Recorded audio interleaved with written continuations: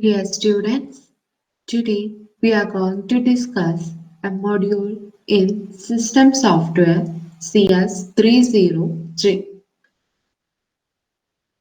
Module 5. Module 5 deals with macro preprocessor. In this video lecture, we are discussing the first topic, that is macro instruction definition and expansion.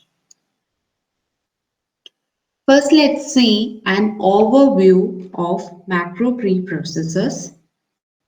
The source code the programmer writes include macros.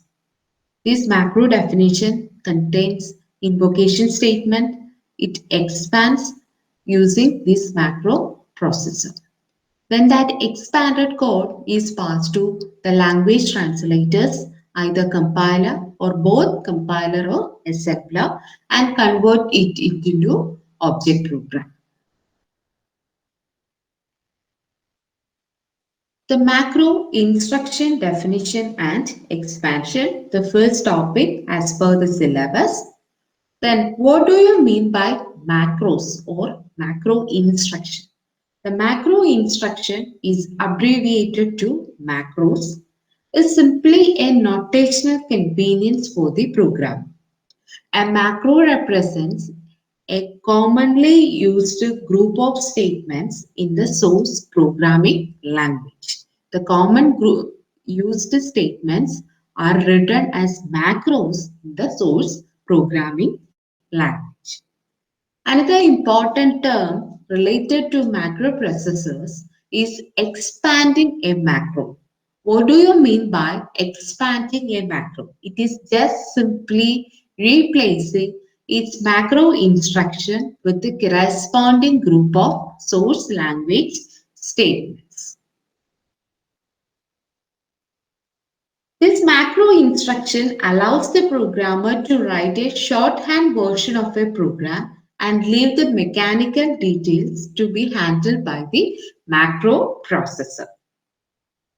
The macro processor essentially involves the substitution of one group of characters or lines for another. It does not perform any analysis of the text that it handles, and it does not concern about the meaning involved in the statements during the macro expansion. So we can say the design of macro processor generally machine independent, not that machine independent. It means that the design of macro processor is not directly related to the architecture of the computer on which it is to run. Most generally, we can design the actual macro processor in three categories. That means it can be designed for the use by the assembler language programmers, high-level programming languages, and general purpose programming. That means it does not tie to any particular language. We can use it in general. The basic macro processor functions is categorized as three. That is, first one is macro definition, macro invocation, and macro expansion. Very important terms. You have to note it. Macro definition, macro invocation, and macro expansion. First, we can see what is macro definition. The macro definition, how we will identify the macro definition in a source programming language? It is differentiated using two new assembler directives which are used in macro definition is macro and ment. Macro means it identifies the beginning of the macro definition. Ment means it identifies the end of the macro definition, so that this macro definition can be differentiated from the other statements of the source programming language.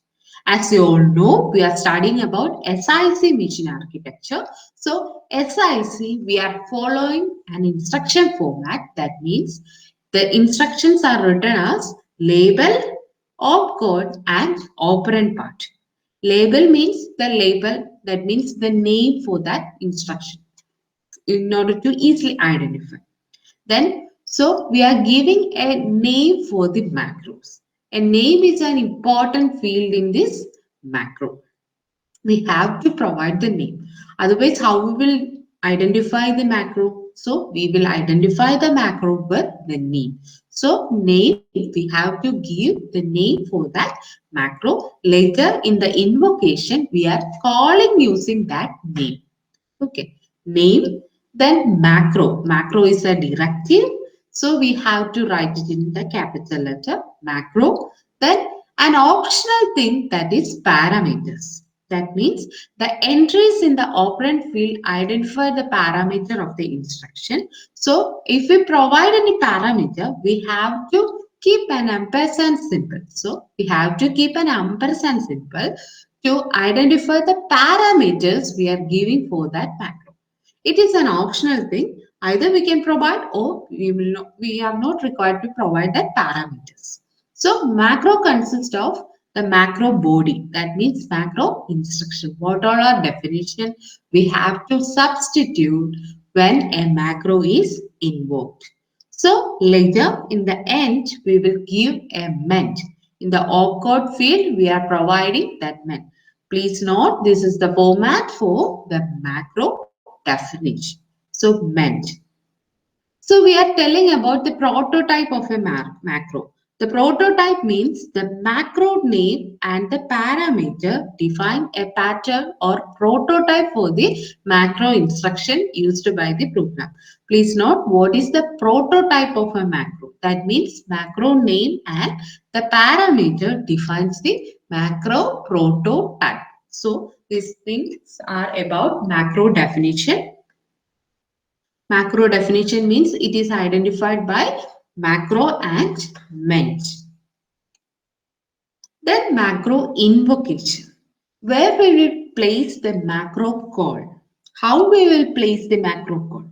Macro invocation statement or macro call gives the name of the macro instruction being invoked and the arguments in the expanding the macro. That means arguments means we are passing the values for the parameters in the macro definition.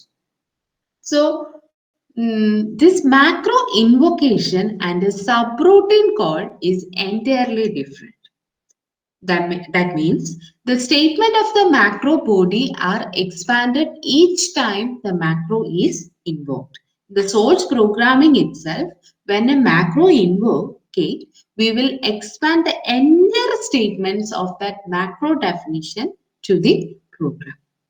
This, for example, in the subroutine case, the statement of the subroutine appear only once regardless of how many times the subroutine is called. That means no expansion happen. It is defined, that means it appears only once in the program. The macro invocation is more efficient than subroutine call, but the code size is large. That means we are expanding that macro definitions each time it is invoked. So the program becomes larger in size. Then macro expansion.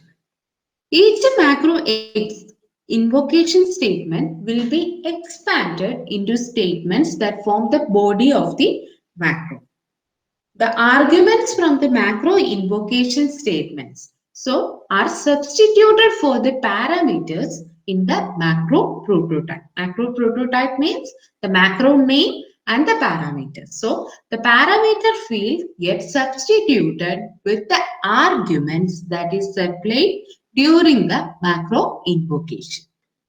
The arguments and parameters are associated with one another according to their position. We will deal with the positional parameter notation. So the first argument in the macro invocation corresponds to the first parameter of the macro prototype. This is an example of macro expansion. How we will see, this is a source program and this source program consists of a macro named WD. In this macro, we are not passing any parameters. So we are not keeping any parameter here. We know the actual format of a macro name and opcode field macro, that if there is parameters, you can pass. It is an optional thing. Then macro definition consists of other statements. Then finally the main statement. Okay, this is a macro definition. Okay, later in the source program, we are calling this macro calls using the name, and here we are not having any parameter. So simply no need to pass any argument. So simply call the macro name, that is WD. Then in this program, it is called, that means 3 times the macro invocation statements happens, WD, WD and WD. Okay. Later, how this macro expansion by the macro processor and how it will change the source program. Here we are having macro definition. In the main program, we are having macro invocation. So the source program gets translated as expanded source program. Expanded source program. The term is very important. Expanded source program. Here, WD, that macro call name, is replaced with the statements that included in this macro definition. Here, what are the statements included in this macro definition?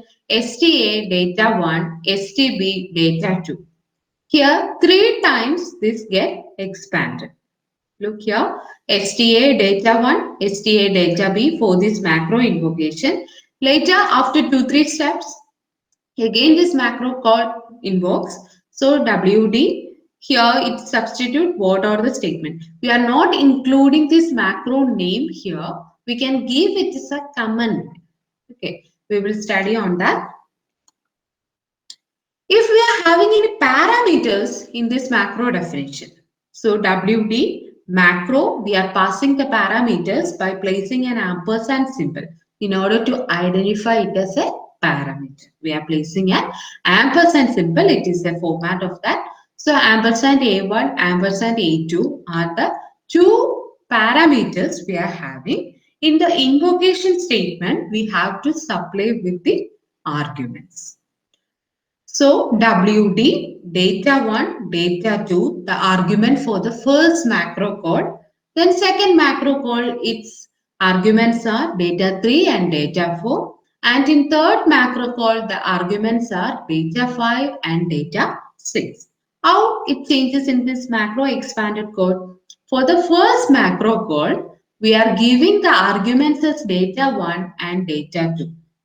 So when WD calls STA ampersand A1. Ampersand A1 means here the first in the slide I have explained about the positional substitution. For the first argument, we are placing the first parameter. So data 1 is for ampersand A1, data 2 is for ampersand A2. So substitute these values. STA for ampersand A1, we are having data 1. So STA data 1, STB data 2 for the first macro invocation. Then second macro invocation, it changes as, the argument changes as data 3 and data 4. So the parameter gets substituted as data 3 and data 4. So here STA data 3 and STB data 4 for the second macro invocation. And how it changes for the third one? WD data 5 and data 6. STA data 5, STB data 5. STA data 5 and STB data 6. How this macro, so the macro expansion takes place in this source program and generates an expanded source program. Here is a programming example which is provided in your textbook for an SIC XC architecture. Here we are having 2 macros, that is RDBUF and WRBUF. I have just expanded the slide for the clear understanding of this definition. Here I have split the program in 3 slides. Here we are having 2 macro definition for RDBUF and WRBUF. Later, the main program, that means where it contains invocation statement. I have underlined that statements. Okay, first we can explain what is macro definition. That means macro definition in this program. This program defines and uses two macro definitions, that is RDBUF and WRBUF. The function of RDBUF is similar to RDREC subroutine, which we have explained in this module 2. Then WRBUF is similar to WRREC subroutine. This definition of this macro instruction appears in the source program following a start statement. The assembler directive macro and mend is used for the macro definition. In the line number 10, it identifies the beginning of the macro definition, and the symbol in the label field, that is RDBUF, is the name of the macro, and the entries in the operand field identify the parameter. Operand field identifies the parameter of the macro instruction. In our macro language, each macro instruction is beginning with the character ampersand, which facilitates the substitution of the parameters during the macro expansion. The macro name and parameter defines the macro prototype, I have already told. Following the macro directive are the statements that make up the body of the macro definition. These are the statements of macro definition from the line number 15 to line number 90. These statements will be generated as the expansion of the macro. That means here we are substituting what's the value for ampersand input device, INDEP. Whatever value we get here, this parameter gets substituted with that argument passed from the macro invocation. So in the expansion time, this statements changes. The mend assembler directives marks the end of the macro definition. Then next one is WRBUF.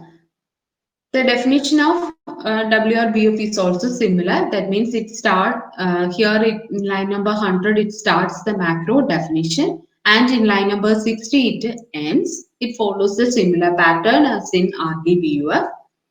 The main program, which begins in line number 180. Okay. The statement in the line number 190 gives the invocation statement, macro invocation statement. How this macro invocation statement? It gives the name of the macro being invoked and arguments. Here we are having 3 parameters, so we can provide 3 arguments. F1 for the ampersand. Here we are having ampersand input device INDEV, ampersand BUF ADR, ampersand REC LTH. RDBUF, we are providing arguments F1, buffer and length. The macro invocation statement is also known as macro call, and it is entirely different from what is a subroutine call. Here we are giving this macro invocation statements. For WRBUF, we are providing another argument 05 buffer comma length.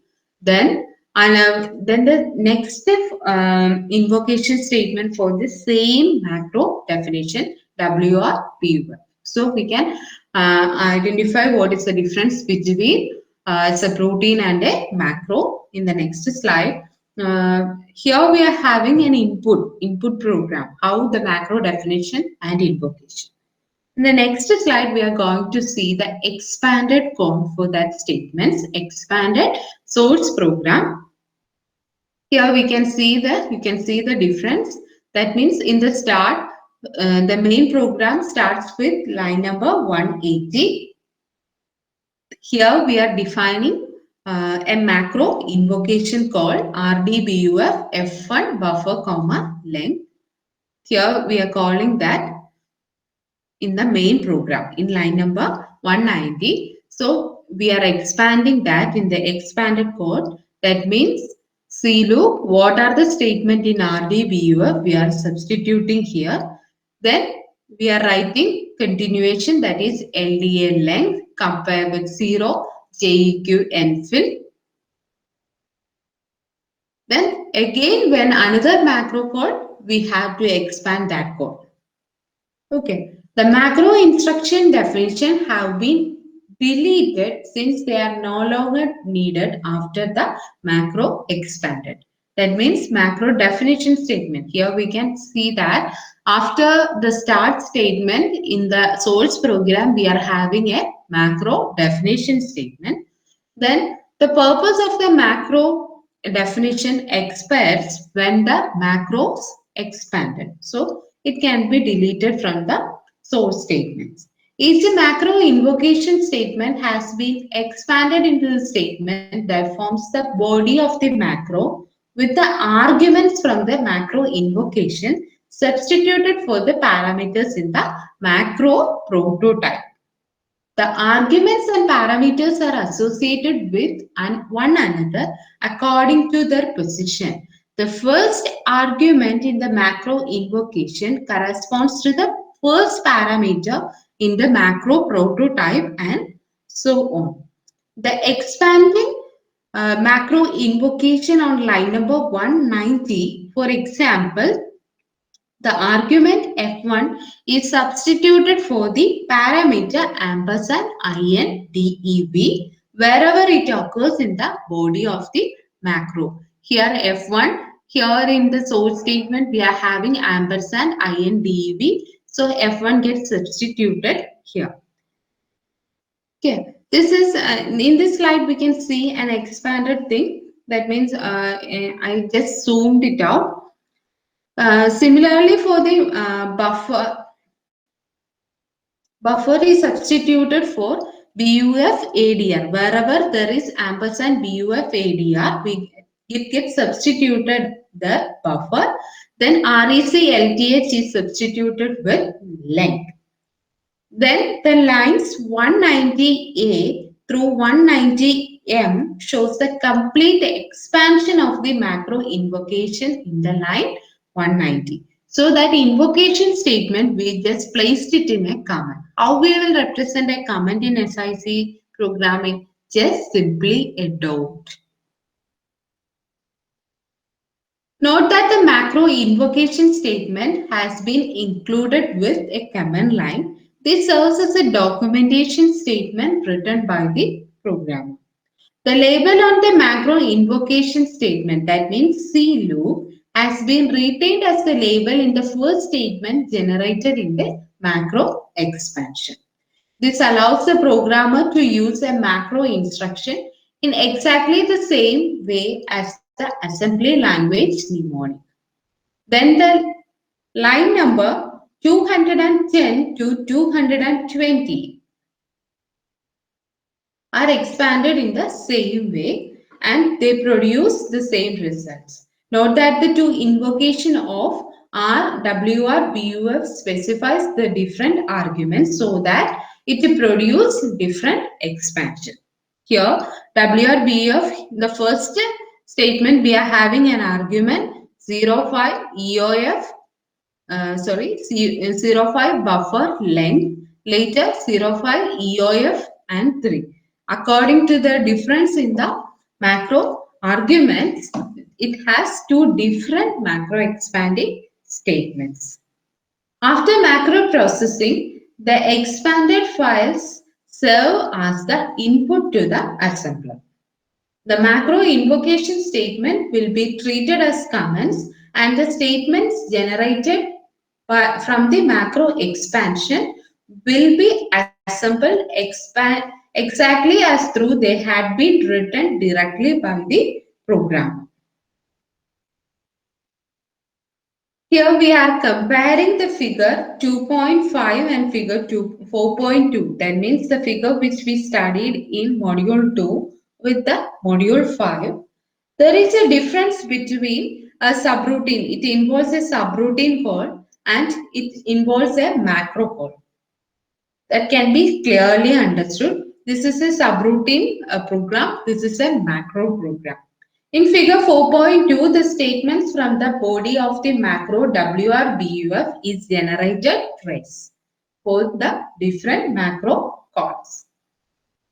In program 2.5, the corresponding statements only appear once in the subroutine WRREC. Here it appears only once from line number 210 to 240. In general, the statements that form the expansion of the macros are generated and assembled each time when the macro is invoked. The statement in the subroutine appears only once regardless of how many times the subroutine is called. Note that the body of the macro contains no label. It is an important concept. The body of the macro contains no label. We are generating unique label names, and later in the videos we can see how we will generate unique labels. Then one important thing you have note the difference between these two programs. That means we are having positional parameter notation. In line number 190F, we are having JEQ star minus 3, and here in line number 155, we are having JEQ exit. And how this difference? That means in JEQ statements, we are placing star minus 3. Actually, it has to be written JEQ exit. When it becomes equal to 0, the program explains like that. When it becomes, the condition become equal, it has to move to exit. Here we are not having any labels. So we are placing a positional notation parameter, that means star minus 3. Minus 3 means it has to jump backward. If it is plus 3, it has to jump forward. Here, if it is jump equal to, we have to move to exit statements, or sorry, a little bit confusion. So JEQ R loop. JEQ R loop means okay, input device TD test device. We are testing a device whether it is equal. If it is equal, that means device is busy. We have to repeat this loop. Then how we will place R loop? Instead of placing this R loop, we are not having any labels. According to macro, we are not having any labels. So how we will execute this operation? We are placing a positional parameter minus 3, and it is telling that we have to move backward. That means we have to move backward 3 bytes. That means we are having a 3-byte instruction here. That is TD input device, then JEQ RE loop. We have to jump to TD and we have to jump 3 bytes backward. JEQ is a 3-byte instruction. Then another example, JEQ star plus 11. Here for that JEQ exit. That means it has to jump forward 11 byte. How we will tell that it is 11 byte? We have to come here, that is STX length. Here it is a 3-byte instruction, 3-byte instruction, 3-byte instruction, and this is a 3-byte instruction. Okay, sorry, TIXR is a 2-byte instruction. 3 plus 3 plus 3 plus 2, that is 11. We have to jump 11 byte forward to locate that loop. That means actually it is an this label, without a label definition, it becomes little confusion for the programmers.